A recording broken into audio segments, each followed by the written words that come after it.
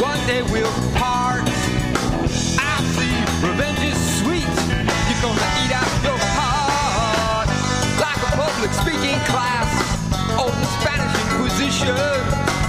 You push my back to the wall in a defensive position. It's like putting the apple before the cart. If I say the wrong word, you will tear me apart. There are no sweet words on your conversation heart. There are no sweet words on your conversation. No sweet words in your conversation. No sweet words on your conversation heart. Your tiny conversation heart. Your heart, heart, heart, heart. Your heart, heart, heart, heart. Your heart, heart, heart,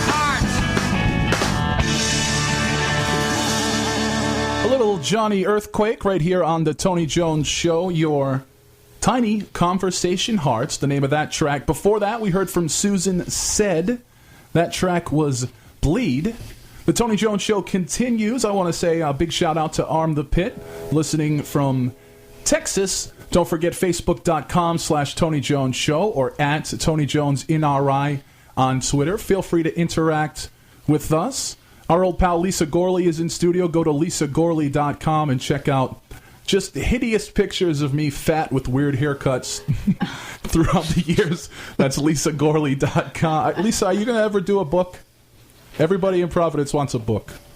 We'll talk about that later. George Garner is my co-host, and thinking back to the beginning of the program, I don't think we ever introduced you. I think we just kind of went into it. You being me? Yeah, we never. Well, why don't that makes me a horrible person. Well, that makes me horrible at my job. Actually, nobody in the studio has been introduced to anybody. So. Well, we had to do it ourselves. It's like a bad trip. It's like a bad Alcoholics Anonymous meeting. So tell us how you got started.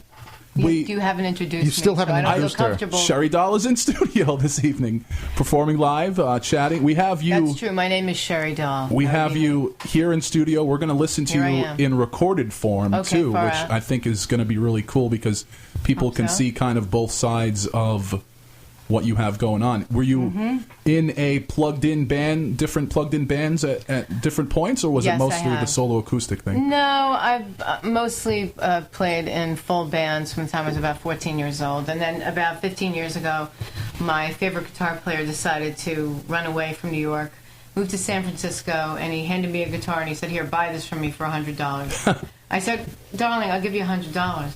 At the time, I had $100.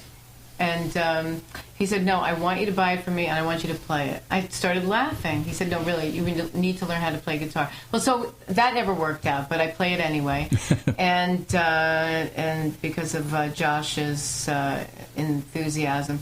And then after about going here and there with different bands and having different things happening as far as representation and management and this and that and blah blah blah music business shit, which I'm not going to talk about because it's so bogus. Like no one believes anything you say anyway. So like anything I talk about, I had this chance, I had that chance, blah blah blah blah blah. Meanwhile, here I am today just saying that it doesn't matter to me. What matters is the music. So I have no delusions of grandeur. I just like to play what I want. So I decided, you know what the hell, just play my guitar. I usually play with an upright bass player, this guy Gaku Takanashi, who's an ass kicker. He also plays great guitar, but lately, for some odd reason, I don't know why, people just want to hear me play without anyone else. So, but if people go to YouTube and type in your name, they can see you with. They will see me playing with Gaku, player, which is cool. And what they'll hear are the songs from the record that we made about 3 years ago that's been going around called Hollywood Meltdown. We're going to start working on a new record in about a month, and I'm also going to be putting together a compilation of a lot of the things I've recorded over the years for all of the people who've never heard them, which would probably be most of the people. Cool. So that's my little tale. So do you want to strap on said guitar and give us a live one? I don't strap. I don't strap on. It kind of reminds me of the beginning of the program. So what do we want to do? Want me to play a song? Yeah, let's. Why don't you play, and then we'll talk a little bit about. All right, I'll do like an abbreviated version of one of these things here. Cool. I think I'll play one of the first things I wrote on guitar when I thought I would be brave enough to play. But what the hell? Well, I wished you were here, then I wished you were here, like a thorn pricking through my pride. Not a word was heard in this deviant world, cuts me like a knife. Every day I wanna make it the way I knew. What I get for all the idol worshiping I do. But I just can't help myself now. I can't help myself.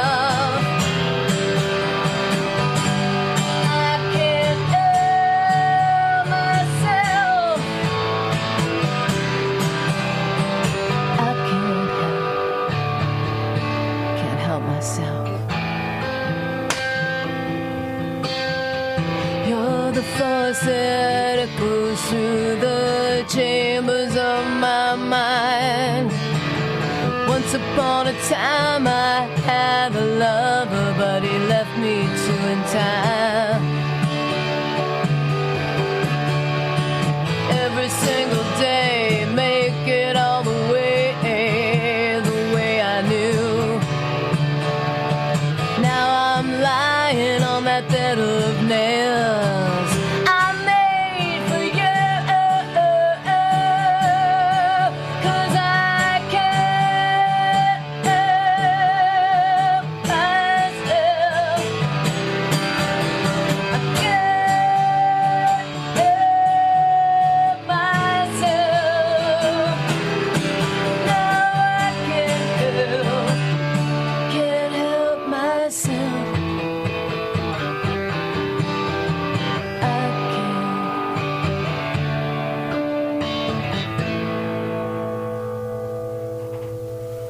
Cheri Dahl performing live for you right here on the Tony Jones Show. Tell us a little bit about that one, and then tell us a little bit about the recorded music we're going to hear. Oh, okay. Well, this song I wrote a long time ago, actually, about my dad, my relationship with my father, and it's just stuff. You know, it could apply to anybody's life. It's special to me for the reasons it's special to me, and then to other people, whatever they might get out of it or not. They're just words. They just go together in sentences and come out into songs somehow. That's about it. And how about High Heels, which we have queued up? High Heels, well, the one you're going to play, is that the one that I gave you with the full Monty? Yeah, yep. Basically, okay, that I recorded with Jesse Mallon, who had a band years ago called Degeneration. Now I think they're called Jesse Mallon and the St. Mark's Social Club. There was something and whatever. Anyway, he owns a bunch of clubs in the city, blah, blah. He's had some really good tunes on the radio himself. He was kind enough to produce a few songs for me that never wound up becoming the record that I anticipated. But hey, what can I say? It's better to have recorded than not to have recorded at all. All right? So this is the most uplifting version of this particular song, which is also a true story. All my songs are just about, who else am I going to write about? I write about me. Tell the truth. It's acting. It's just acting out, doing your psychotherapy or whatnot on recordings that hopefully get other people to pay for if you're smart. Well, I won't try to paraphrase it better than the person who actually wrote it, so here it is.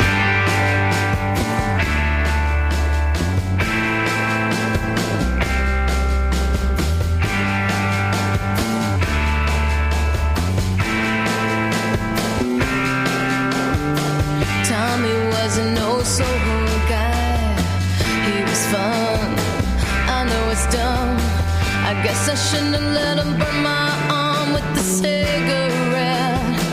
But yet I would do it again. Yeah, I'd do anything just to please him. Man, what do you expect from girls when they're only 19? Please won't you tell me, do you know how it feels to be standing on a mountain top in your high heels? Hey Tom, you know I saw your brother Al the other day. He said you went away to some place like Vermont, New Hampshire or Maine. To me it's all the same, cause the Upper West Side and downtown Lower East Side is all I'd ever seen.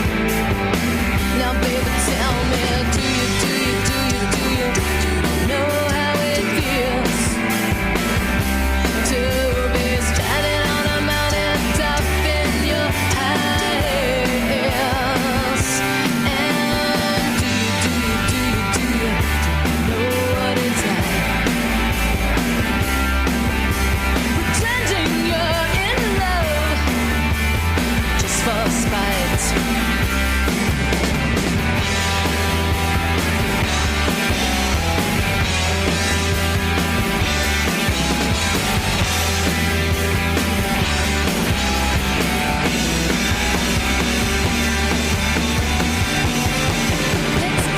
Time to you remember, carry me on your back across the train tracks. Well, I was so scared, there was so medieval.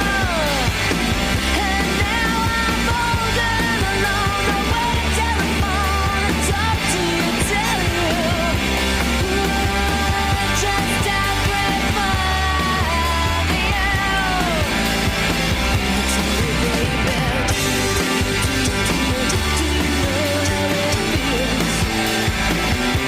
to be standing on a mountain top in your high heels. Come on and tell me, do you know what it's like? Pretending you're in love just for spite, for one night.